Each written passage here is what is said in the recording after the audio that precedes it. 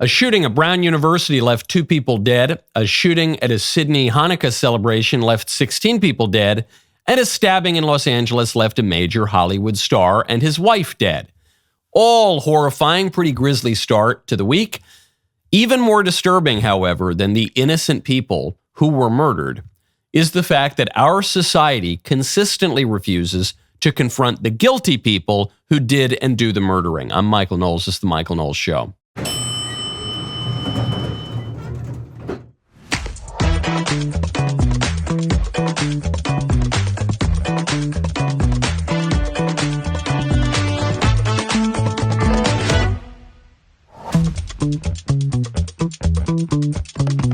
Welcome back to the show. Charlie Kirk's widow, Erika, sat down for an interview on CBS with Bari Weiss. There was one question that was asked. It wasn't asked by Bari. It was asked by someone in the audience that was completely revolting. It was just totally out of line and disgusting. And we'll get to that momentarily. First, though, I want to tell you about Armra.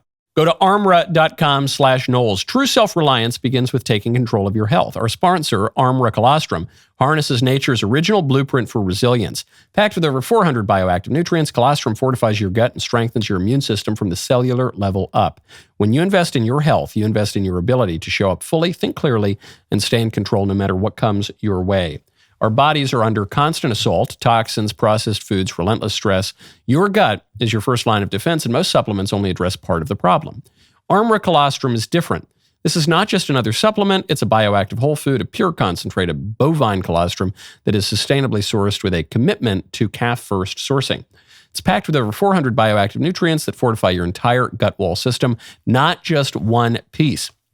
If you want to look like a Giga Chad, like Mr. Davies over there, all right, you got to check this out. He has been a colostrum proponent for a very, very long time. We've worked out a special offer for my audience. Receive 30% off your first subscription order. Go to armra.com/Knowles, Knowles, and enter Knowles to get 30% off your first subscription order. That's armra.com/Knowles. Okay, where to start? A lot of gruesome stuff on Monday. Happy Monday. Let's start with the deadliest attack in Sydney, Australia. This was at a Hanukkah celebration in Sydney. The gunmen, not gunmen, gunmen, targeted the Jews who were celebrating Hanukkah. They killed 16 people, including a child. 42 people were treated at a hospital, some in critical condition, so more people might end up dead.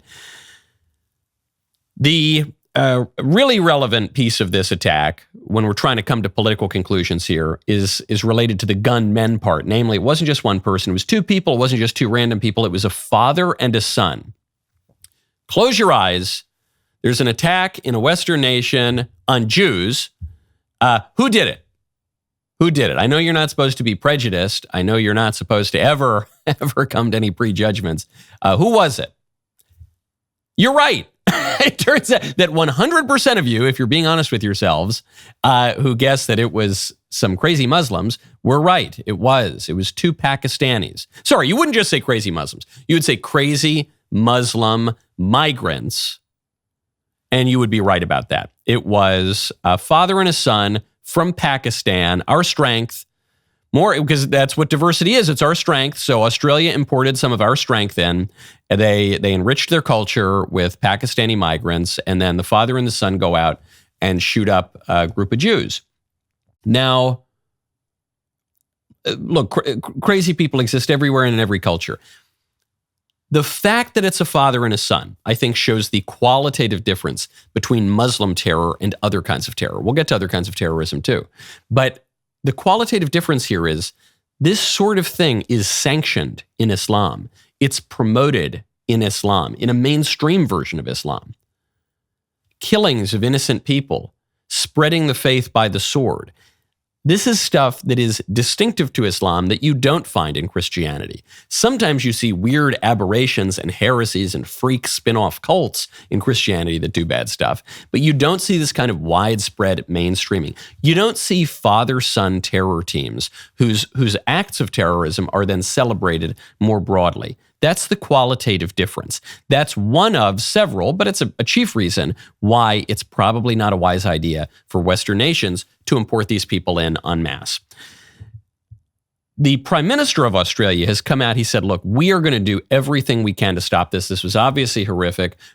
There might have been some advance warning. There are reports that there was advance warning from Israeli intelligence. There are reports that there was advance warning from actually one of the rabbis who was killed, asking the Prime Minister to pay attention to the Muslim problem. The PM says he's going to do everything he can to stop it. And here's what he's going to do. And I want to conclude finally by saying that the government is prepared to take whatever action is necessary. Included in that is the need for tougher gun laws. And this afternoon at 4 o'clock I will put on the agenda of the National Cabinet tougher gun laws, including limits on the number of guns that can be used or licensed by individuals. A review of licences over a period of time. People's circumstances change. People can be radicalised over a period of time. Licences should not be in perpetuity. And checks, of course, making sure that those checks and balances are in place as well. Yeah, that's it. That's got to be it, right? Crikey, yeah. Well, you see here, I can't really do an Australian accent. It quickly becomes a Michael Caine accent, but I'll bear with me anyway. The guy comes out there, he goes, crikey, that's not a knife. This is not. That's not. You know, Australia has 11 million gun control laws. Where we need 11 million and one. Australia has some of the strictest gun control laws in the country. Has some of the strictest in the entire world. And he says, yeah, we need stricter gun control laws. Yeah, you know what we need? We need to take away licenses from people who've already passed the gun control checks to have guns because they can be radicalized over time. Okay, now we're getting closer. Radicalized by what? Radicalized by whom, pray tell? He won't say. Two distinctive features of this attack. The weapon used, sure, and the kind of people who did it. The kind of people who pretty much always do it. Not always. Sometimes it's radical leftists too. We'll get to that in a moment. But generally, if you were saying, hey, close your eyes. There was a terror attack in a Western nation. Who did it? Close your eyes. You're right. You're right. Hey, there was an attack on Jews. Not just Jews. There was an attack on Jews. There was an attack on a Christmas market. There was an attack on just random Westerners walking around the street. Who was it? Who did it? You're right. You're right. It was the guns. You're right. It was the guns that did it. They jumped up and they started firing off by themselves. What's so insidious about this is that I suspect the Prime Minister is not a complete idiot. So he's a deceiver. So he's lying.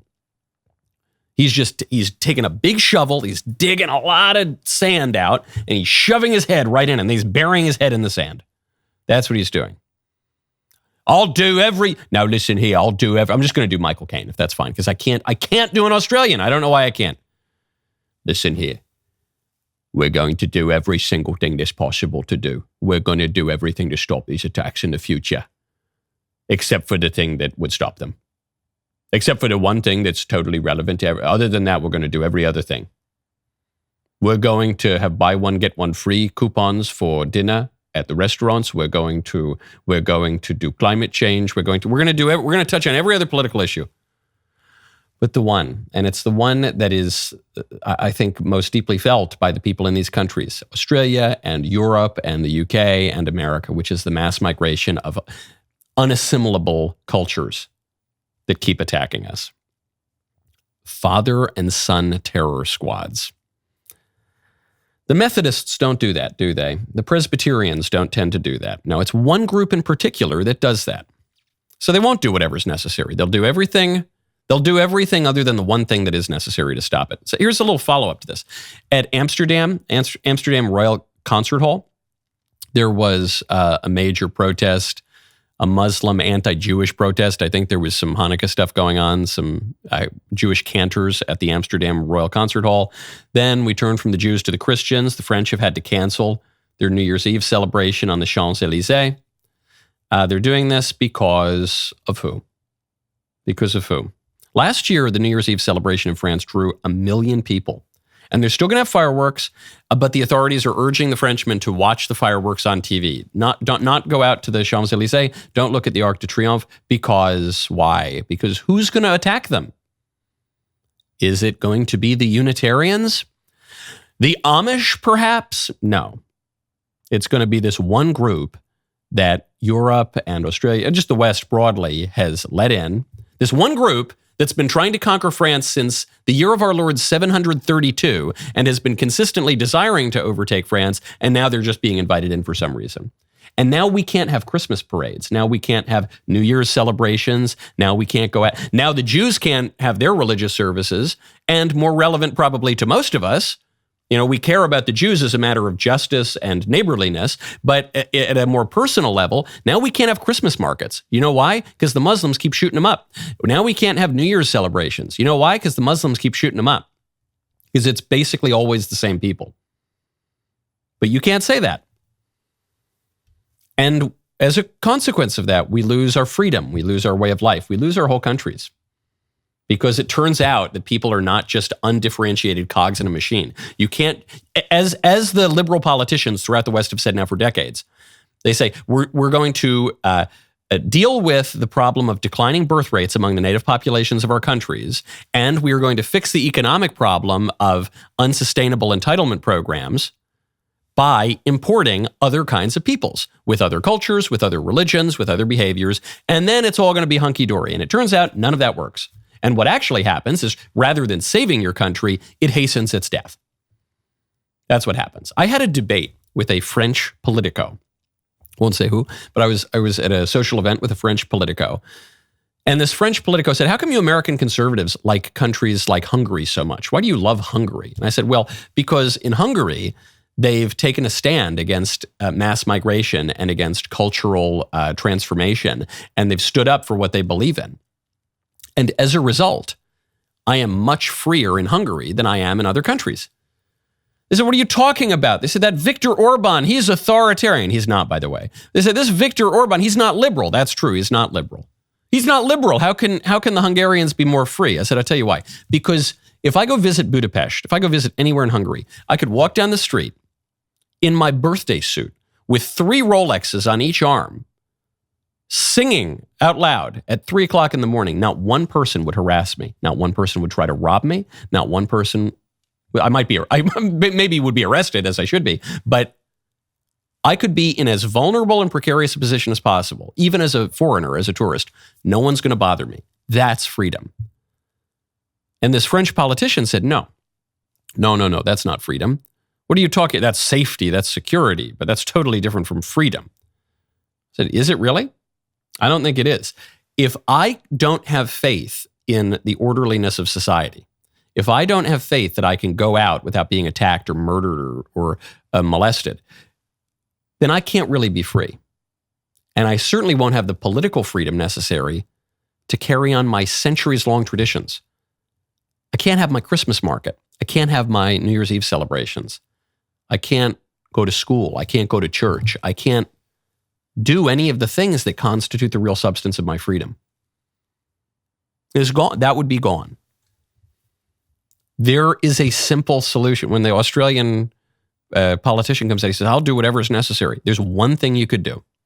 Stop the mass migration, specifically of Muslims and Middle Easterners and South Asians who are unassimilable. Some are assimilable, but many are not. Stop the ones who are unassimilable.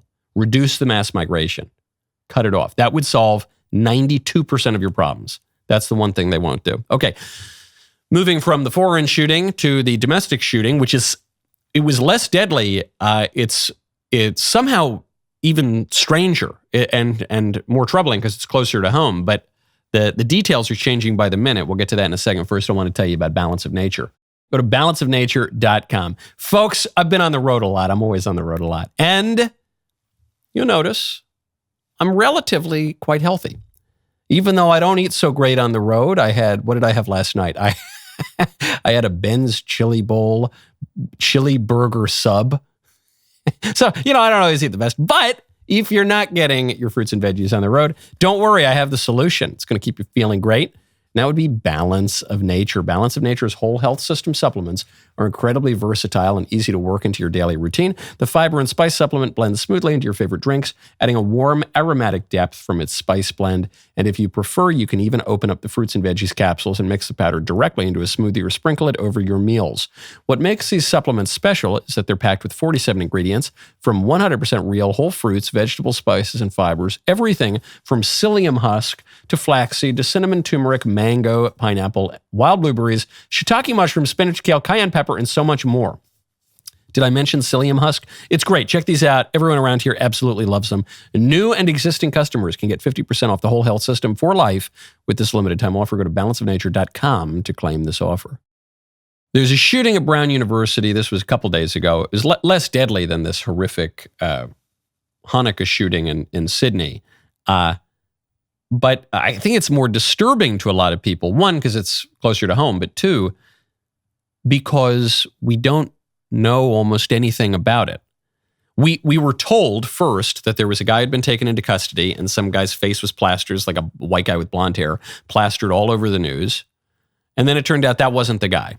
It was another guy by the same name. So then they plastered some other guy's face all over the news. And he was at least a vaguely, passably looking white guy with brown hair. They said this was the guy. They said he was in the army and he was this and he was that. Then it turns out that's not the guy either. Turns out Providence police arrested the wrong guy. They arrested their chief suspect, and the actual perpetrator is still at large. Shortly, we will be releasing the person of interest who had been detained earlier today. And the Attorney General can speak a little bit about the rationale for that. But we want to inform the community that that individual will shortly be released from Providence Police. Come again? What? This shooter on campus left 2 students dead, 9 others injured. This Ivy League university. And what do we know? We know the first confirmed death was this beautiful young woman, 19 years old, a sophomore. And her name is Ella Cook. And all we know about her is that she was the vice president of the Republican Club. Now we're starting to have some serious ideological concerns. We previously had concerns out of justice, out of charity, out of humanity, now we're starting to have ideological concerns. Brown is as left-wing as it comes. Even by Ivy League standards, Brown is insanely left-wing. I don't think they have grades. I think you can pass-fail your whole time at Brown. It's super lib. You have one of the only prominent Republicans on campus is the first confirmed death. Was this a targeted shooting? Some of the reporting says that it is, but obviously the details are very, very unclear. They don't even know who the guy is yet. This is 3 months almost to the day after Charlie Kirk, the most prominent campus conservative speaker in the country, was murdered on campus by a radical leftist. So we don't know. I don't want to jump to conclusions here. However, based on the evidence that we have, the only evidence that we have, if there were an ideological motive, it would be from the left. I'm not saying there is an ideological motive. If there were, the only thing we know for certain about this shooting is that it would have come from the left. That would also fit a pattern. Prominent political voice on campus, attacked, killed, molested, harassed. Who did it? Close your eyes. You don't know any other facts. Who did it? You're right. Russell Kirk, one of the great conservative thinkers of the 20th century, Russell Kirk defended prejudice, and this was in the tradition of Edmund Burke, who is in many ways the founder of modern conservatism, writing during the French and American revolutions, Irish-English parliamentarian. And Edmund Burke defended prejudice. Prejudice not as an irrational animus, as a way to, be a bigot or something like that, but prejudice is just the prejudgments that we all have. You got to kind of trust your gut sometimes because you don't have time to think everything out. Your prejudice is right most of the time. That's why we have it. Because we're not perfectly rational creatures, and we just don't have time to write essays on everything and conduct studies before we, have our breakfast. And it's just the case that everyone knows that when there's a major terror attack somewhere around the world in a Western nation, a Muslim did it. And it's just the case that when there's an ideological attack in America, the left did it. Pretty much all the time.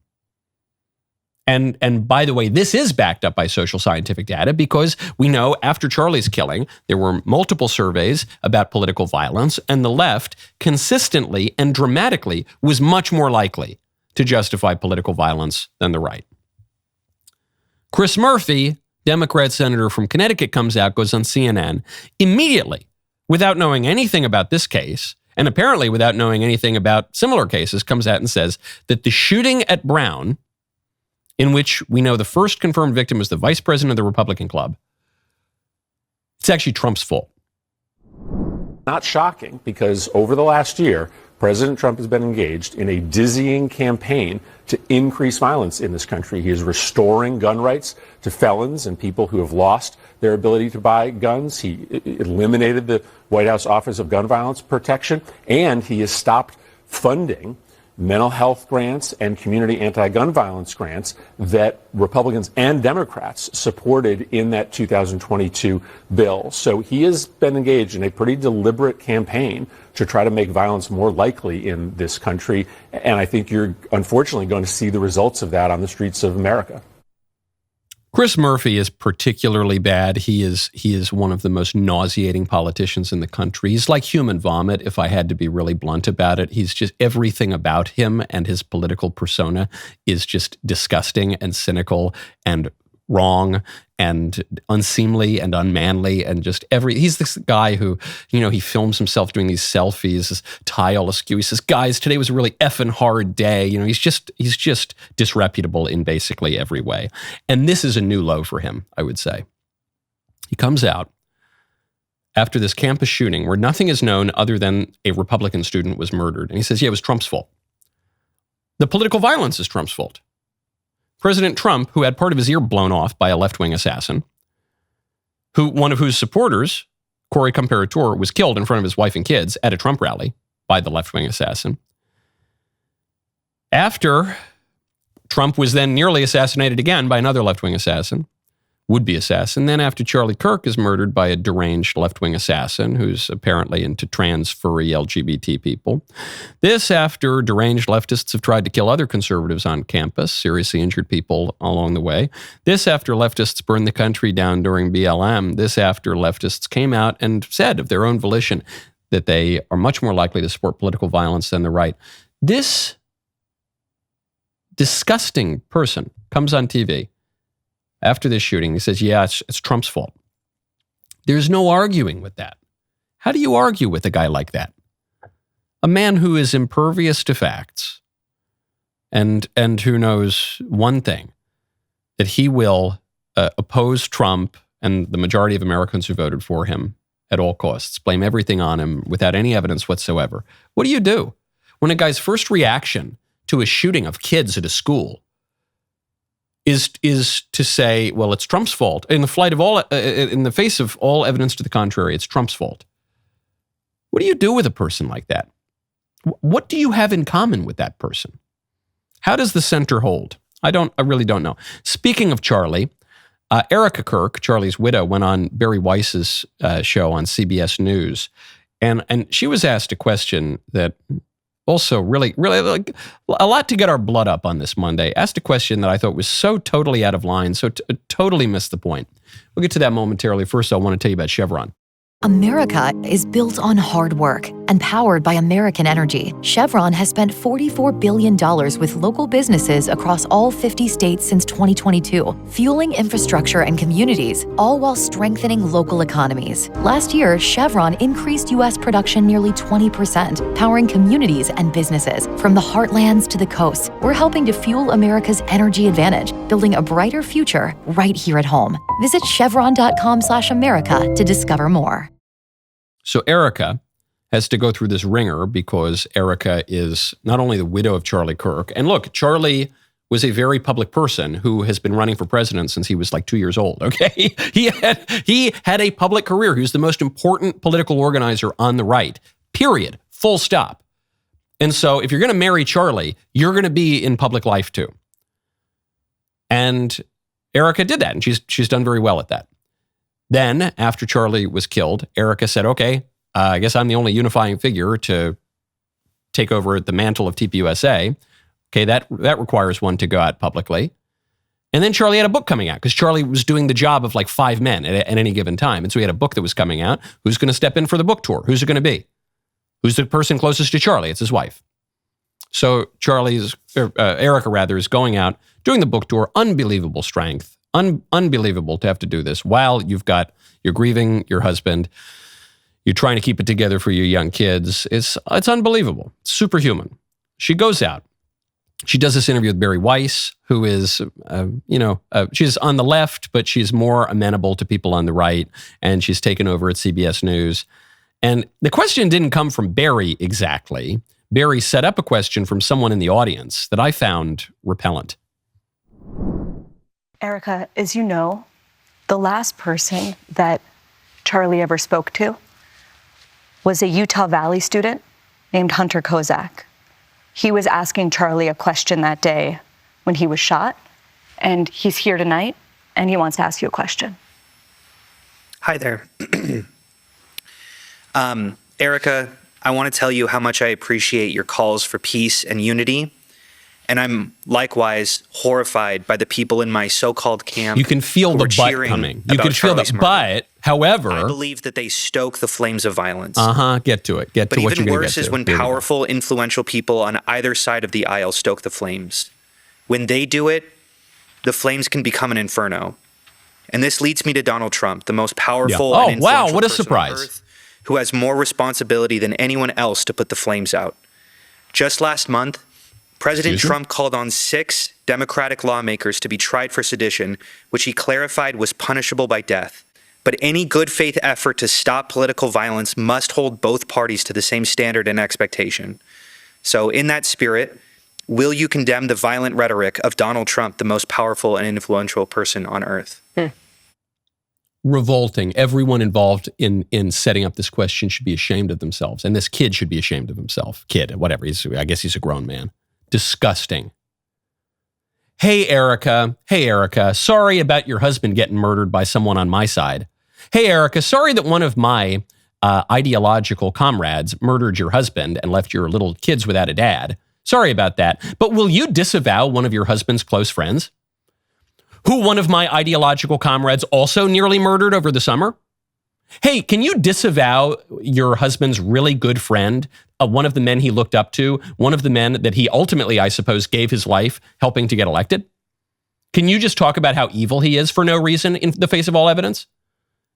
Would you mind doing that? By the way, sorry for your kids. Good grief, man. Good grief. Takes a lot to get my blood up. I'm real low drama. I keep a pretty low heart rate.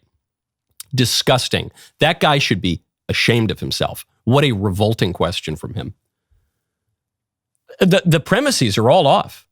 No one has a greater responsibility to bring down the temperature than Donald Trump.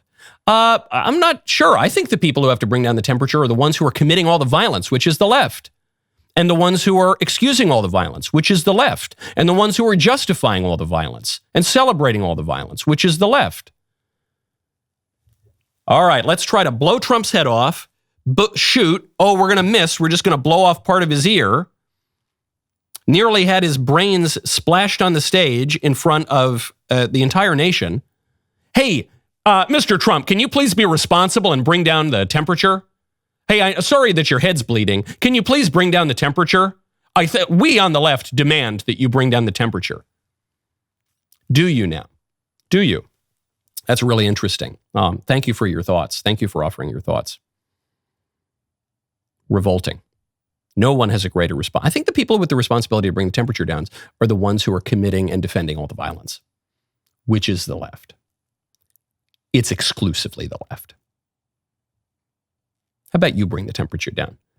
And what was the point that he was trying to make? That Trump said that these Democrats should be tried. So he's using hyperbolic language. He's saying they should be tried for treason. That's not the same as vigilante violence. He's saying these people should be prosecuted for committing crimes, even capital offenses.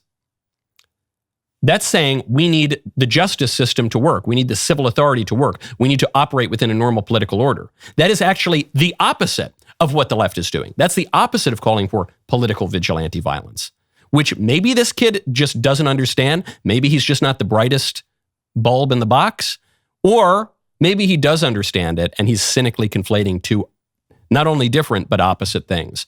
In any case, to try to score some very cheap, cynical, disgusting political point and extend your 15 minutes of fame to 16 minutes by haranguing and prodding the widow of Charlie Kirk, and the mother of Charlie Kirk's kids who are going to grow up without a father, revolting. Everyone involved in that should be ashamed of themselves. Now, speaking of how the right reacts to political violence, a good example. Really sad story. Rob Reiner. You know Rob Reiner? Rob Reiner, very famous director, did a ton of movies, A Few Good Men, Spinal Tap. He's probably most famous because he played Meathead in All in the Family, like Archie Bunker, who for the younger kids in the audience, Archie Bunker was the first version of Cartman, this kind of curmudgeonly, right-wing, seemingly somewhat bigoted, but lovable character. Rob Reiner played the liberal son-in-law. That's how he became really famous. His dad was Carl Reiner, very, very famous Hollywood figure, Hollywood comedian. Anyway, Rob and his wife, 78 and 68 years old respectively, were found dead, stabbed to death. I guess their throats were slit in their home. And the story gets even worse because it turns out that the guy who did it, according to People magazine, was allegedly their own son. Their son who suffered from and participated in and caused many of his own problems, but a lot of drug addiction, a lot of irresponsible behavior. So one difference here is when Charlie Kirk was murdered, much of the left, at every level, from elected office down to that girl you went to high school with, much of the left celebrated it. Some of your coworkers celebrated it. Many people on the left excused it. People on TV, on MSNBC, the Democrat analysts go on, they say, well, this is what happens. That's what happens. Charlie spoke. That was it. He shouldn't have spoken the way he did. He kind of had it coming. So they defended it. Not one person on the right is happy about Rob Reiner being killed. In fact, everything that you're seeing on social media, public statements, is how sad they are. And to Rob Reiner's credit, Rob Reiner was a huge lib, no doubt about it. But he was very different from many people on his side of the aisle and in his party, because after Charlie was murdered, this is what Rob Reiner came out to say on Piers Morgan's show. When you first heard about the murder of Charlie Kirk, what was your immediate gut reaction to it? Well, horror, absolute horror. And I unfortunately saw the video of it, and it's beyond belief what happened to him, and that should never happen to anybody. I don't care what your political beliefs are. That's not acceptable. That's not a solution to solving problems. And I felt like what his wife said at the service, that the memorial they had, was exactly right. And totally, I believe, I'm Jewish, but I believe in the teachings of Jesus, and I believe in doing to others, and I believe in forgiveness. And what she said to me was beautiful. Okay, so really nice statement. He was very much on the political left, and Trump drove him completely crazy. But you see this hint of normality to him. You see this hint of, kind of normal humanity. I even love that line. He goes, "I'm Jewish, but I believe in the teachings of Jesus." Or you say, like, I've heard this before, and I say, or, I'm agnostic, or I'm not religious, or I'm, some other religion, but I believe in the teachings of Jesus. And I was like, yeah, keep going. Yeah, right. The teachings of Jesus are very attractive. Keep going. That's great. You're really kind of rooting for the guy. And you can see this humanity bubbling over. And even more than in that video talking about Charlie, which was really refreshing, as much of the left was celebrating or excusing it. You had this video. This video is now going around, which is Rob Reiner talking about a movie that he did with his son who reportedly, allegedly murdered Rob Reiner and his wife, the boy's mother. This movie, Being Charlie, about drug addiction. And you just see this guy's love for his son pouring out in the interview. We didn't bond a lot as a kid. Like, he really liked baseball. I liked basketball, and he could watch that with my brother, but baseball. But I just, when I saw him do that, and it was something that I'm interested in, I was like, wow, like, he really knows a lot. And, like, it made me feel closer to him and be like, yeah. You're like, wow, my dad's Rob Reiner. I never had thought about it, and then... Yeah, it didn't cross your mind, right? Never. No. Never watched A Few Good Men. Didn't see that one. No. But it's interesting that Nick would talk about it in that way because, we did share that experience, but, even though I've had a lot of experience making movies, and I said this to him many, many times, that he was the heart and soul of the film. So when it came to making the film deeper and better, I would have to really defer to him. I mean, even though I have had all this experience in making films, the core of this film, I really had to look to him. I relied on him. Oh, man, it just breaks your heart because you see this. If you've been a dad, if you've ever been a son, maybe you can see this father really longing to build up his kid. This kid who, by all accounts, was just a complete degenerate, a ne'er-do-well who just was in rehab zillions of times, even as a teenager and then later on. And, he's sitting there. I've known a lot of kids of rich guys and a lot of kids of famous guys. And, sometimes they turn out all right, but sometimes they don't. And sometimes there's all this baggage that goes with it. And sometimes they're just bad kids, and you see Rob Reiner here, who's a great filmmaker. And he's saying, no, but really it was my son who was the secret to this movie. He did a great job. And he didn't. It was Rob Reiner. It was the great Rob Reiner who made the movie. But he's just doing everything he can to give credit to his son and build his son up. And according to reports, obviously it didn't work out very well in the end. And so anyway, what's the political takeaway from this story? What's the public takeaway? What lesson can we learn about our lives and about how human beings work in the world from this personal tragedy? This is not a tabloid show. There are plenty of tabloid shows, podcasts, TV shows that exist just to gossip and talk about all sorts of prurient, scintillating things. That's not what we do. So what lesson can we take away for our lives? A very important lesson that a lot of people don't want to believe, especially in our modern liberal culture, is that sometimes you just get a bad kid. We don't want to believe that. We live in the shadow of the Enlightenment, which tells us that all human beings are born as a tabula rasa. They're blank slates, and all that comes to us, is a consequence of our individual choices and maybe some circumstances that happen to us. We deny original sin. Frankly, much of the modern post-Enlightenment project is just a denial of original sin, and so everything has to be, daddy's fault or mommy's fault or society's fault or the system man or whatever. And it can never be the case that sometimes you just get a bad kid. Rob Reiner and his wife had multiple kids. They had 3 kids together. One of them turned out really bad, according to reports. Again, maybe the reports are totally wrong, but according to the information we have, one of them turned out really bad. That happens. And this actually ties in with the other stories we've been talking about. Sometimes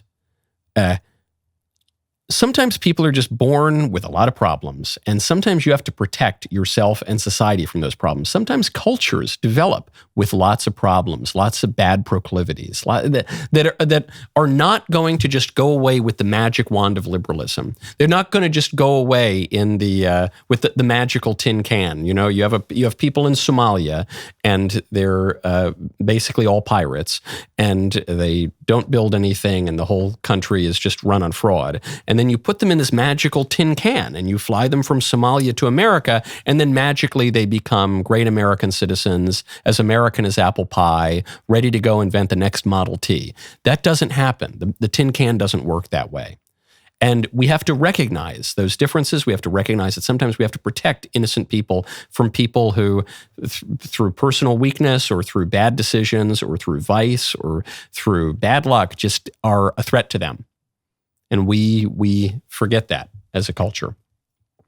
It's one of the real lies of modern liberalism, which is ultimately Pelagian. It says that we're all capable of saving ourselves. And we just, on the right, you hear this with the pull yourself up by your bootstraps kind of rhetoric. On the left, you hear this through the self-actualization rhetoric, the idea that we can be whatever we want, even the opposite sex. But what all of that denies is that we're born with certain things, certain problems. One big problem in particular, which is original sin. And the denial of that has led to, I think, the corrosion of so much, our understanding of national sovereignty, our role vis-a-vis other nations, the total corruption of our justice system, the failures of our policing. It all comes from these problems, and you see them expressed in these hideous, horrifying personal accounts. Okay. You thought that all of that was the most disturbing stuff you're going to hear today. How about a member of the House of Lords in the UK advocating for pregnant women to kill themselves? Because we're going to get to that. Is there even like any slightly happy story today? No, there is one. Okay, I promise you one thing. Once we get through one of the most morally repugnant things you've ever heard in your whole life, then we'll get to one happy story. Okay, is that a good promise? First, I want to tell you about Policy Genius. Go to policygenius.com/Knowles. Don't you wish the Christmas gifts lasted forever? Well, with our show sponsor, Policy Genius, you can give your family a gift that endures: the security of life insurance and lasting peace of mind.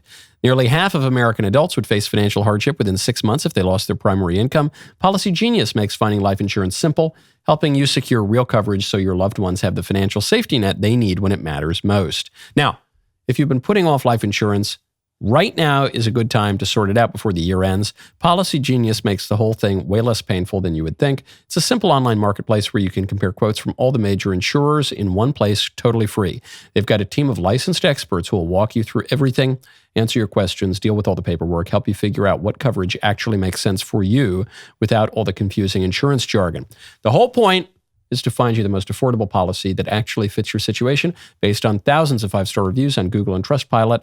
They're clearly very, very good at it. With Policy Genius, real users have gotten 20-year, $2 million policies for just $53 a month. Do not wait until next year. Give your family the gift of security today with Policy Genius. Go to policygenius.com/Knowles, K-N-W-L-E-S. Compare life insurance quotes from top companies. See how much you could save. That's policygenius.com/Knowles. In 10 days, episodes 1 and 2 of the Pendragon cycle, Rise of the Merlin, begins streaming for DailyWire Plus All Access members. Here's the truth. No one else is bold enough to make this. No one is going to bring this legend to life with the scale and conviction it deserves. It was too big. It was too demanding. It was too risky. We built this company doing what no one else would. Now we're doing the same with entertainment. Christmas Day, All Access members see episodes 1 and 2 before anyone else. January 22nd, the 7-part epic launches for all members. The wait is almost over. The moment Rise of the Merlin hits your screen, you will understand exactly why we went this big. Become a DailyWire Plus member now during the Christmas sale. Get 40% off new annual memberships. DailyWire.com/subscribe. My favorite comment yesterday is from Christopher Costello 696, who says, the devil's always proud of his work. So true. This in response to Tyler Robinson, Charlie Kirk's accused killer, who was smiling. He was smirking in court. Didn't seem to show any repentance on the one hand or innocence on the other. He wasn't there saying, I'm innocent, please. You've got it all wrong. He wasn't saying that because he did it. Nor was he saying, I'm sorry, I didn't mean, it was a moment of madness. I'm sorry, please, I throw myself on the mercy of the court. No, he wasn't doing that either. He was sitting there smirking. And Jack Posobiec pointed out, you see what kind of tie Tyler Robinson was wearing? I don't think we have a picture of it. Baby blue and pastel pink. It was the colors of the trans flag. Smirking there. Yep. Devil is always proud of his work. I agree. Okay. Lord Charlie Falconer, who is a life peer in the UK. So he's not one of these like real aristocrats who, who descends from, the 9th century or something. Maybe post Battle of Hastings. I don't know. He's not one of these medieval Renaissance kind of aristocrats. But he is a member of the House of Lords. He was made a life peer in the House of Lords.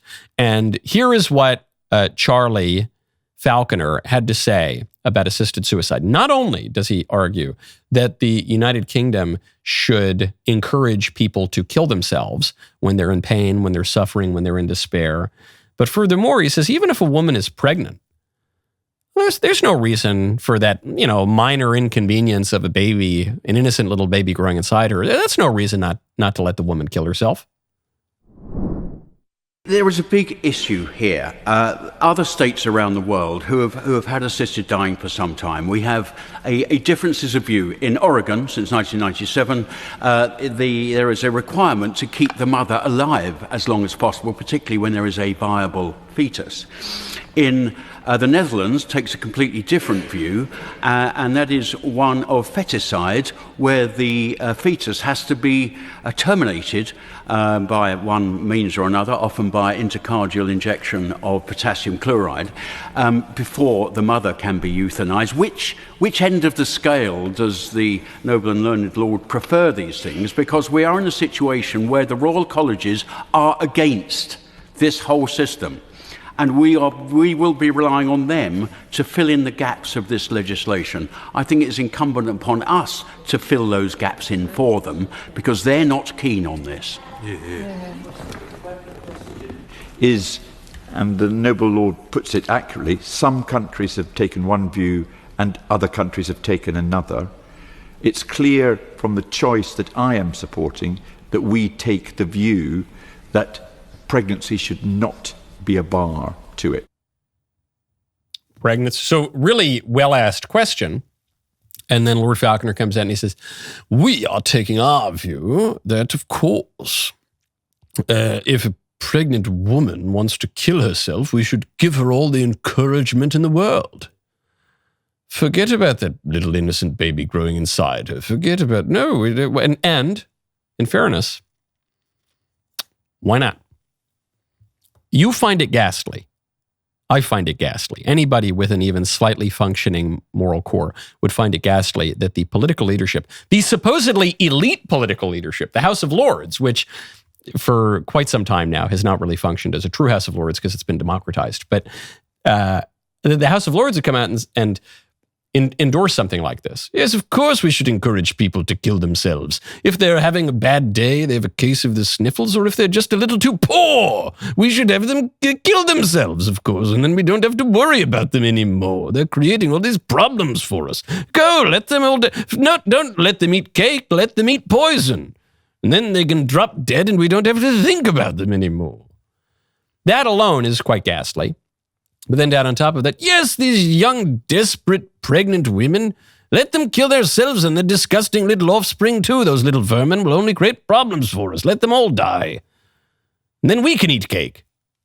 We find that very, very ghastly. If you're not a complete sociopath by nurture or nature, then you find that horrifying. And yet, I don't know, we defend murdering babies on the basis of nothing other than the whims and caprices of the mother. So I don't see why the pregnancy part is a problem. And we defend a view of human nature which says that the most important thing is to be fully autonomous, to be our own gods, to self-actualize. And so if we really own ourselves, if we really are our own gods within our own spheres, then why can't we kill ourselves? You can already kill your kid. You're already in control of every single thing about your life. You're already said to own your life. So why can't you kill yourself if you're pregnant? This is the inner logic of liberalism. That's the inner logic. And now you're just seeing a working out of that inner logic. And the fact that you find it so revolting, I think is something you should trust. You should, generally speaking, trust your prejudices. You should subject your prejudices to reason now and then when you have a moment, because sometimes our prejudices are wrong. We have original sin after all, where this is a fallen world. We sometimes get things wrong. However, the wisdom of the ages, tradition, is pretty reliable. And so when someone says to you, hey, what do you think? We have this really good idea. What if we flood your Christian country with a ton of bloodthirsty Muslims? Do you think that's a good idea? And you say in the back of your head, you say, well, that seems like kind of a bad idea. But I mean, I don't know. I haven't written a scientific paper about it, and I certainly don't want to seem like a racist or an Islamophobe. So yeah, bring them in. When you deny your gut instincts, when you deny the wisdom of the ages, when you deny the wisdom of repugnance and prejudice, usually it messes you up. Likewise, you say, hey, what do you think if we encourage poor, desperate women who are pregnant to murder themselves and their innocent children, just to commit suicide? And we'll have the government encourage it and in some cases even pay for it. What do you think about that? Say, well, that seems pretty bad, doesn't it? Seems like maybe the most evil thing I've ever heard of in my whole life. But I mean, I'm not a scientist. I don't have a lab coat. I'm certainly not in the House of Lords. So I don't want to seem like I'm prejudiced or anything or bigoted but maybe you should. Maybe you should, because you don't have a lot of time. We can't all attain all of the scientific training and credentials and everything. We can't. Our stocks of reason are relatively small. So that's all. We either have that to go on, the wisdom of the ages, just prejudice, tradition, things that have worked in the past, or we have nothing to go on, or there's no alternative, or we have nothing else to go on. And when we go on nothing else, very bad stuff fills the gap. Actually, you know what fills the gap is hordes of people who want to kill us and who have already succeeded at destroying our political traditions and our social order, and suicide. But I guess those are really ultimately the same thing. Today's Music Monday, the rest of the show. Oh, hey, I said there'd be a good story. I promised. I don't want to be a liar. The conservative candidate beat the communist candidate in Chile. How's that? It's not a minor one.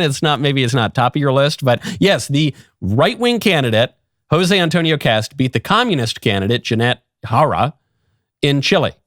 We'll get to more of that story tomorrow. Little bit of political hope, though. Okay, the rest of the show continues now. You don't want to miss it. Become a member. Use code Knowles Canada BLAS at checkout for 2 months free on all annual plans.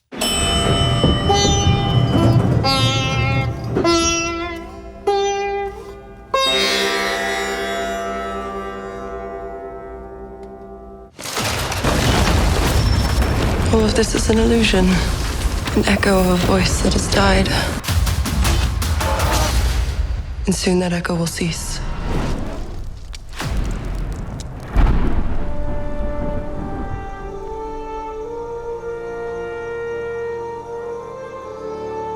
They say that Merlin is mad. They say he was a king in David, the son of a princess of lost Atlantis. They say the future and the past are known to him, that the fire and the wind tell him their secrets, that the magic of the hill folk and druids come forth at his easy command. They say he slew hundreds, do you hear? That the world burned and trembled at his wrath. The Merlin died long before you and I were born. Merlin Emrys has returned to the land of the living. Vortigern is gone. Rome is gone. The Saxon is here. Saxon Hengist has assembled the greatest war host ever seen in the Island of the Mighty. And before the summer is through, he means to take the throne. And he will have it. If we are too busy squabbling amongst ourselves to take up arms against him, here is your hope. A king will arise to hold all Britain in his hand. A high king who will be the wonder of the world. You. To a future of peace. There'll be no peace in these lands till we are all dust. Men of the Island of the Mighty, you stand together. You stand as Britons. You stand as one. Great darkness is falling upon this land. These brothers are our only hope to stand against it. Not our only hope. They say Merlin slew 70 men with his own hands. At Cathay, he slew 500. No man is capable of such a thing. The mortal man.